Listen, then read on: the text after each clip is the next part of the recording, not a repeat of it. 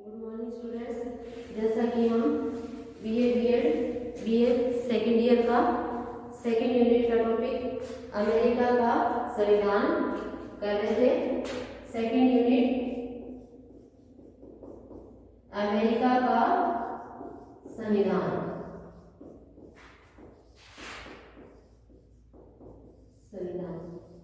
इसमें अपना टॉपिक चल रहा था अमेरिका के संविधान की प्रमुख विशेषता क्या है। अमेरिका में संघात्मक व्यवस्था को अपनाया गया है, ना कि एकात्मक व्यवस्था को। तो अपना टॉपिक क्या था? अमेरिका की संघीय व्यवस्था, ये अपना टॉपिक चल रहा था। इसमें मैंने आपको बताया कि अमेरिका में संघात्मक शासन प्रणाली को अपनाया गया है और इसके साथ ही यानी क्या है, आपको ये भी बताया कि संघ द्वारा शक्तियों का वितरण केंद्र और राज्य की सरकार में कर दिया जाता है। केंद्र और राज्य की सरकारें दोनों अपनी शक्तियां किससे प्राप्त करती है? संघ से। और क्या है, धीरे धीरे पहले क्या था, 13 इकाइयां थी और क्या था वो अपना यानी पृथक से उनका अस्तित्व भी बना रहे और विदेशी आक्रमण यानी विदेशी राज्यों से या बाहरी राज्यों से उनकी सुरक्षा भी बनी रहे यानी उनकी शक्ति भी बनी रहे। इस दृष्टि से यानी क्या है, राज्य की प्रभुसत्ता भी बनी रहे। इस दृष्टिकोण से सबको ध्यान में रखते हुए और क्षेत्र की विशालता को दृष्टि में रखते हुए अमेरिका में क्या है, संघात्मक शासन व्यवस्था को ही अपनाया गया, जिसमें संघ द्वारा शक्तियों का वितरण केंद्र और राज्य की सरकार में कर दिया जाता है और केंद्र की सरकार भी अपनी शक्तियां प्राप्त करती है संघ से या संविधान से और राज्य की सरकारें भी अपनी शक्तियां प्राप्त करती है संघ या संविधान से। यानी क्या है, संघ यानी पहले क्या थे, 17 राज्य थे, अब कुल मिलाकर क्या है 50 राज्य या इकाइयां हो गई हैं। पहले क्या थी, 13 इकाइयां थी, 13, अब क्या हो गई है 50 इकाइयां हो गई है। तो इसमें हमने पहले यानी ये पढ़ा कि प्रभुत्व शक्ति का पहला पॉइंट हमारा था प्रभुत्व शक्ति का दोहरा प्रयोग। पिछली वीडियो में हमने ये कर लिया था। दोहरा प्रयोग कैसे कि केंद्र द्वारा अलग किया जाता है शक्तियों का प्रयोग, उनका वितरण होता है और राज्य सरकार द्वारा अलग किया जाता है। उसके साथ ही हमने दूसरा पॉइंट किया शक्तियों का विभाजन, वो भी हमने पिछली वीडियो में कर लिया था कि संघ द्वारा शक्तियों का विभाजन केंद्र और राज्य की सरकार में कर दिया जाता है। संविधान द्वारा ही यानी केंद्र को शक्तियां प्रदान की जाती है, वो उनके अनुसार ही यानी कार्य करेगा। यानी राष्ट्रीय महत्व के विषय केंद्रीय सरकार को सौंप दिए जाते हैं और स्थानीय महत्व के विषय राज्य सरकार को कर दिए जाते हैं। इसके पश्चात हमने यानी नेक्स्ट पॉइंट किया यानी शक्तियों का वितरण में ही यानी केंद्रीय सरकार को प्राप्त शक्तियां और राज्य सरकार को प्राप्त शक्तियां, जिसमें हमने केंद्रीय सरकार द्वारा प्रदान की गई शक्तियों का वर्णन कर लिया था। अब हम नेक्स्ट आगे करेंगे राज्य सरकार को प्रदान की जाने वाली शक्तियां।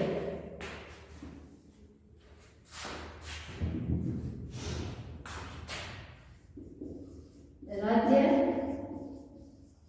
सरकार को प्रदत्त शक्तियां यानी जिस प्रकार यानी राष्ट्रीय महत्व के विषय केंद्रीय सरकार को सौंपे गए थे और विदेशी मामलों, विदेशी संधि समझौते, युद्ध से संबंधित, करारोपण से संबंधित, दीवानी फौजदारी मामलों से संबंधित सर्वोच्च न्यायालय की शक्तियां इत्यादियों का वर्णन किया गया था। उसी प्रकार राज्य सरकार यानी क्या है, स्थानीय महत्व के विषय क्या है, संविधान या संघ द्वारा राज्य सरकार को सौंपे गए हैं। जैसे क्या है, स्थानीय करों यानी जैसे हमने केंद्रीय सरकार के बारे में पढ़ा कि केंद्रीय यानी करों को कौन लागू करेगा, यानी क्या है केंद्र सरकार। उसी प्रकार क्या है, स्थानीय विकास कार्यों के लिए करारोपण यानी हम यूं कहेंगे यानी पहला क्या है, स्थानीय कार्यों के लिए करारोपण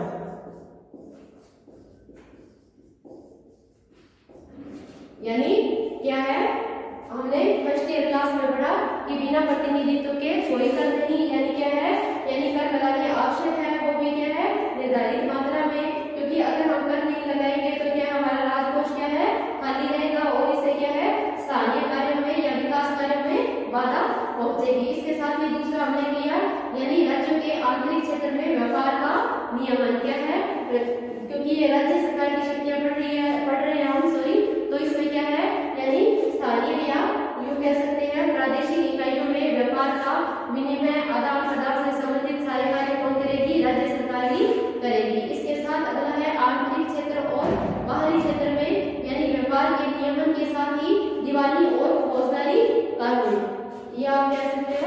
यानी दिवाली और फौजदारी कानून से संबंधित सभी कार्य किसके होंगे? राज्य सरकार को प्रदान किए गए हैं। दिवाली और फौजदारी से संबंधित जितने भी मामले हैं न्यायालय में, दिवाली का अर्थ हो गया जैसे जमीन जायदाद से संबंधित मामले, जमीन जायदाद से संबंधित मामले,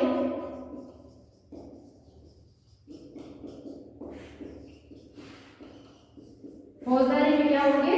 चोरी डकैती से संबंधित मामले।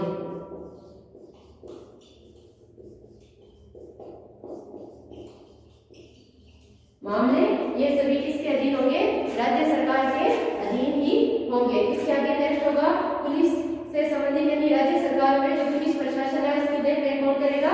राज्य सरकार ही करेगी। इसके साथ ही यानी राज्यों में शिक्षा की व्यवस्था, शिक्षा से संबंधित क्या प्रावधान है, कानून है, सभी क्या है? ये क्या है? राज्य सरकार द्वारा ही किए जाएंगे। ये राज्य में क्या है? राज्य सरकार को ही शिक्षा संबंधी कार्य सौंपे गए हैं। इसके साथ ही स्थानीय स्वायत्त पर नियंत्रण, यानी क्या है? ये तो केंद्रीय स्तर की होगी पहले जो हमने अध्ययन किया, स्थानीय या यूं कह दो प्रादेशिक स्तर पर। उससे आगे क्या है? छोटे छोटे स्तर पर, यानी प्रशासन से संबंधित नियमावली का कार्य कौन करेगा? राज्य सरकार करेगी। और ये क्या है? संघ द्वारा राज्य सरकार को ही सौंपे गए हैं। इसके साथ ही रोजगार और सुधार से संबंधित, यानी क्या है? लोक कल्याणकारी से संबंधित जो कार्य संघ द्वारा राज्य सरकार को सौंपे गए हैं वो क्या है? राज्य सरकार ही करेगी। इसके साथ राजमार्ग और यातायात सड़कों के निर्माण से संबंधित जो कार्य, जो बजट प्रस्तावित किया गया है राज्य सरकार को, वो कार्य राज्य सरकार ही करेगी। इसके साथ ही नियमों का संगठन और नियंत्रण, यानी क्या है? छोटे छोटे निगम या नियमन या छोटी छोटी कंपनियां, संस्थाओं का निर्माण और उससे संबंधित देखरेख का मामला भी क्या है? संघ द्वारा राज्य सरकार, राज्य में राज्य सरकार को प्रदान किए गए हैं। यानी क्या है? राज्य सरकार का जो समस्त प्रशासनिक ब्यौरा है या आय है या शक्ति है, न्यायालय से संबंधित कार्य है, लोक कल्याणकारी कार्य है, विकास से संबंधित जितने भी कार्य है, करों से संबंधित जितने भी कार्य है, यातायात और राजमार्ग से संबंधित राज्य या प्रादेशिक इकाइयों में, यानी इनका विभाजन कर दिया जाता है संघ द्वारा। इस प्रकार यानी केंद्र और राज्य सरकार द्वारा शक्तियां प्रदान की गई है। इसके अतिरिक्त केंद्र और राज्य सरकार के लिए कुछ निश्चित शक्तियों का भी प्रावधान है। यानी अब हम इस पॉइंट पे ही करेंगे, यानी निश्चित शक्तियां किसके लिए? केंद्र प्लस राज्य सरकार के लिए।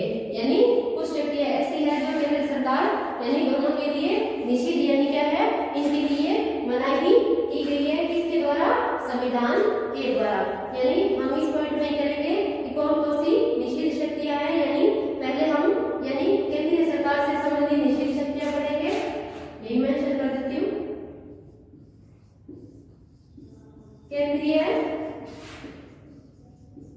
केंद्रीय सरकार की निश्चित शक्तियां जो केंद्रीय सरकार के लिए यानी इनके लिए मनाही की गई है। यानी इसमें आएगी कि प्रथम अनुच्छेद की 9वीं उपधारा में केंद्रीय सरकार के लिए निश्चित शक्तियों का उल्लेख किया गया। तो आपको ये याद करना पड़ेगा, प्रथम अनुच्छेद की 9वीं उपधारा। ये कॉम्पिटिशन में भी आता है। प्रथम अनुच्छेद की 9वीं उपधारा, ठीक है? ये याद रखोगे।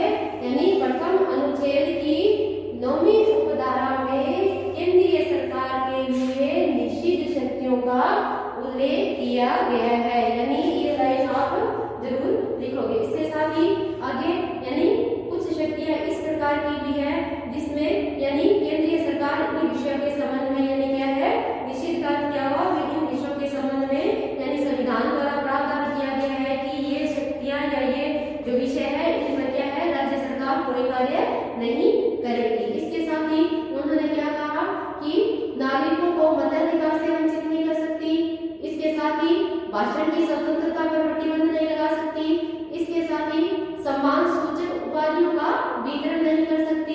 केंद्रीय सरकार किसी राज्य से बाहर जाने वाली वस्तुओं पर कोई कर या शुल्क नहीं लगा सकती और राष्ट्रीय कोष में से कोई धन तब तक खर्च नहीं कर सकती जबकि कानून द्वारा स्वीकृति ना प्राप्त हो। यानी इस प्रकार हम कह सकते हैं कि प्रथम अनुच्छेद की नवीं उपधारा में केंद्रीय सरकार के लिए कुछ प्रकार की शक्तियों की मनाही की गई है, यानी प्रतिबंध लगाया गया है। वो क्या है? यानी मताधिकार से वंचित नहीं किया जाएगा, स्वतंत्रता से वंचित नहीं किया जाएगा, भाषण की स्वतंत्रता प्रदान की जाएगी, यानी भाषण से वंचित नहीं किया जाएगा। और इसके साथ ही यानी उन्होंने क्या कहा कि किसी राज्य से बाहर आने वाली वस्तुओं पर यानी कोई कर या शुल्क लगा सकता है और राष्ट्रीय कोष के धन में से तब तक कोई खर्च नहीं कर सकता जब तक कि कानून द्वारा स्वीकृति प्राप्त ना हो। यानी क्या है? हम कह सकते हैं कि केंद्र सरकार राज्य सरकार के कोष में से तब तक यानी धन का प्रयोग नहीं कर सकती जब तक कि किसी कानून द्वारा उसे स्वीकृति प्राप्त ना हो। ये तो हुआ केंद्र सरकार की तरफ से। अब हम आते हैं राज्य सरकार के लिए निषिद्ध शक्तियां।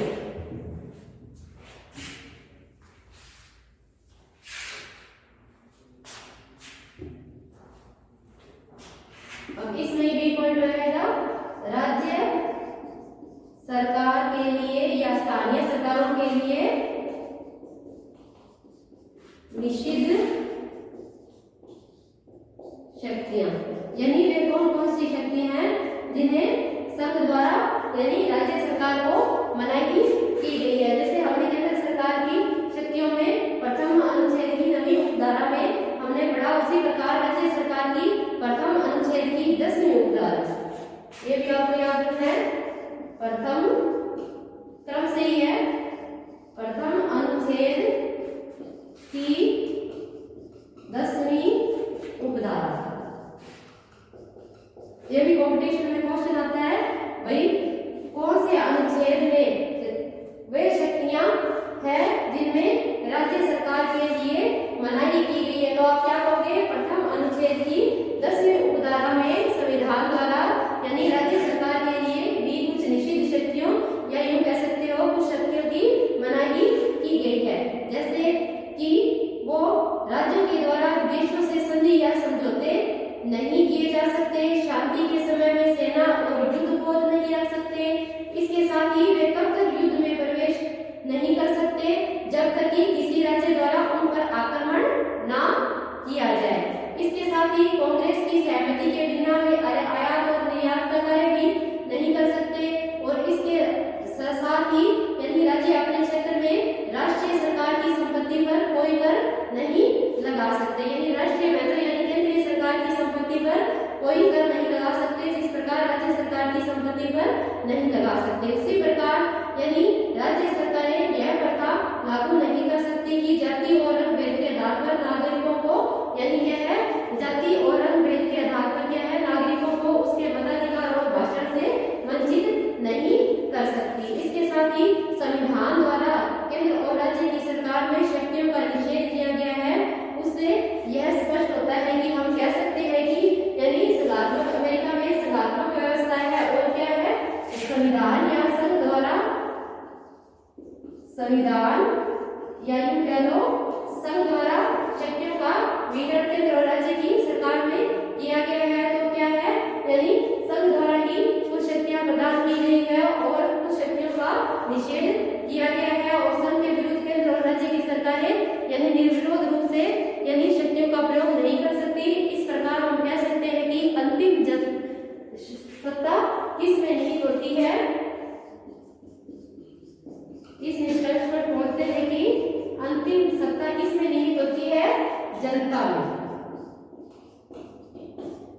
ये ध्यान रखोगे या यूं कह दो लोक प्रभुता में निवास करती है। अगर क्वेश्चन आता है कॉम्पिटिशन में तो आप क्या कहोगे? संघात्मक व्यवस्था में अमेरिका में संघीय व्यवस्था में संप्रभुता कहाँ निवास करती है? तो आप क्या कहोगे? क्वेश्चन में जनता है तो जनता को टिक करोगे, अगर लोक प्रभुता है तो लोक यानी अंतिम रूप से हम कह सकते हैं या निष्कर्ष रूप में हम कह सकते हैं कि अंतिम प्रभुसत्ता क्या है? जनता में निवास करती है। लोक प्रभुसत्ता के सिद्धांत को यानी अपनाया गया है। इसके साथ ही हम अगला पॉइंट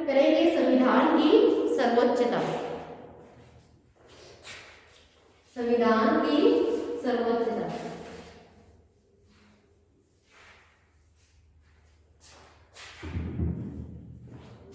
संविधान की सर्वोच्चता। ये पॉइंट पिछले पॉइंटों से रिलेटेड ही है कि भूतों शक्ति का दोहरा प्रयोग सेम हुई है, यानी क्या संविधान या संघ की सर्वोच्च है। केंद्र और राज्य की सरकारें अपनी शक्तियों का प्रयोग क्या है संविधान द्वारा यानी उनकी आज्ञाओं के अनुरूप ही करेगा। केंद्र और राज्य की सरकारें अपनी मर्जी से किसी कानून में और यानी क्या है कोई संशोधन नहीं कर सकती। जिस प्रकार यानी संघ शासन समझौते द्वारा स्थापित होता है। हमने पहले अध्ययन किया कि जो संघात्मक शासन व्यवस्था है या संघ है क्या है, संघ शब्द क्या है अंग्रेजी के फेडरेशन का हिंदी रूपांतरण है जो लैटिन भाषा के वर्ड से बना है जिसका अर्थ है संधि या समझौता। संधि या समझौता। तो इस प्रकार क्या हुआ यानी जो संघीय व्यवस्था है वो हमारा क्या है समझौते का परिणाम है। और इसमें क्या है संघ द्वारा केंद्र और राज्य की सरकार में शक्तियों का वितरण कर दिया जाता है और ये समझौता क्या है संविधान में निहित होता है। और संघ राज्य का यह संविधान सर्वोच्च होता है और केंद्र और राज्य सरकार की इकाइयां दोनों क्या है संविधान के अनुकूल ही अपना कार्य करती है, उसके प्रतिकूल कोई कार्य नहीं करती। इसके साथ ही संयुक्त राज्य अमेरिका में संविधान की सर्वोच्चता, ये जो अपना पॉइंट है अपने पॉइंट पे आते हैं कि संविधान की सर्वोच्चता के सिद्धांत को अपनाया गया है। कैसे? क्योंकि फिलाडेल्फिया सम्मेलन द्वारा यानी लिखित प्रलेख और उनके संशोधनों में क्या किया गया है कि अमेरिका का संविधान ही सर्वोच्च यानी कानून है और सर्वोच्च और राष्ट्रपति कांग्रेस और न्यायालय सब इसके अधीन है। यानी राष्ट्रपति कांग्रेस और सर्वोच्च न्यायालय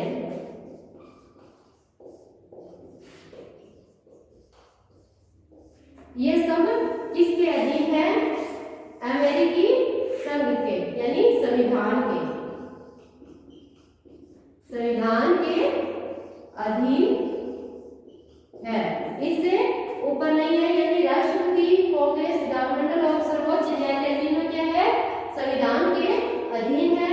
यानी संविधान की सर्वोच्चता के सिद्धांत को अपनाया गया है। इसके साथ ही यानी क्या है अनुच्छेद 6 में भी यही कहा गया है कि राष्ट्रपति कांग्रेस और सर्वोच्च न्यायालय क्या है संविधान के अधीन है। और इसके साथ ही यानी फिलाडेल्फिया सम्मेलन में जो अमेरिका के संविधान का निर्माण किया गया था और संशोधनों में भी क्या है संविधान की सर्वोच्चता के सिद्धांत को अपनाया गया है। अगला पॉइंट हमारा होगा न्यायपालिका की सर्वोच्चता।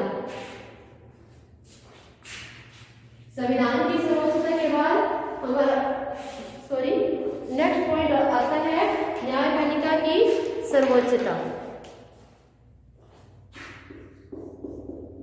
न्यायपालिका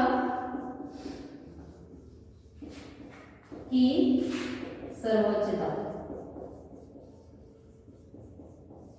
यानी क्या है अमेरिकी संविधान में क्या है न्यायपालिका को स्वतंत्र और सर्वोच्च स्थान दिया गया है क्योंकि न्यायपालिका क्या है संविधान की रक्षा और व्याख्या करने का कार्य करती है।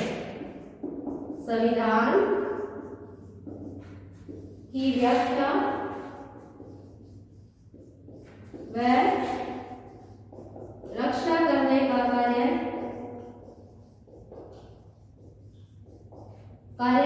करती है कौन? न्यायपालिका। और इसके साथ ही व्यवस्थापिका द्वारा यानी कांग्रेस द्वारा बनाया गया कानून वैध है अवैध है जनता के हित में है या नहीं है इसकी जांच भी कौन करेगा? न्यायपालिका ही करेगी। इसमें हम कहा गया है कि सर्वोच्च न्यायालय केंद्रीय सरकार स्थानीय सरकार और सरकार के किसी अंग द्वारा संविधान के प्रतिकूल किए गए कार्य को अवैधानिक घोषित किया जा सकता है। यानी हम इसको बढ़ाकर ऐसे भी लिख सकते हैं कि यानी केंद्रीय सरकार राज्य की सरकारें या यूं कह लो स्थानीय सरकारें या प्रादेशिक सरकारें और इसके साथ ही प्रांतीय सरकारें, इसके साथ ही यानी छोटी छोटी जितनी भी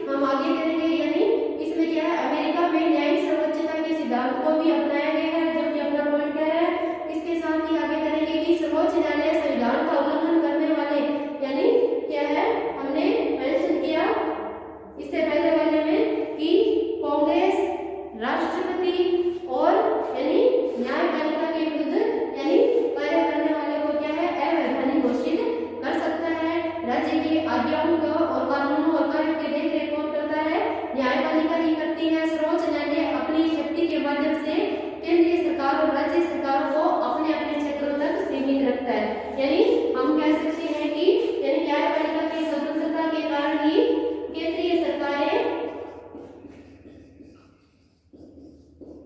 व राज्य सरकारें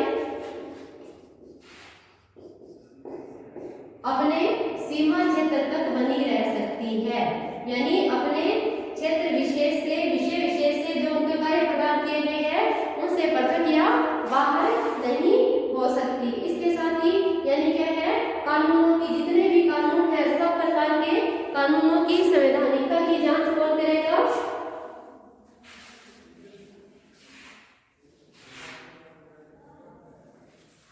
इसी प्रकार यानी इसमें एक पॉइंट यह होता है कि सभी प्रकार के कानून, सभी प्रकार के कानून चाहे वो केंद्रीय सरकार से संबंधित हो, राज्य सरकार से संबंधित हो, स्थानीय, प्रादेशिक, नगरीय, शहरीय किसी क्षेत्र से संबंधित हो, तो सभी प्रकार के कानून की वैधानिकता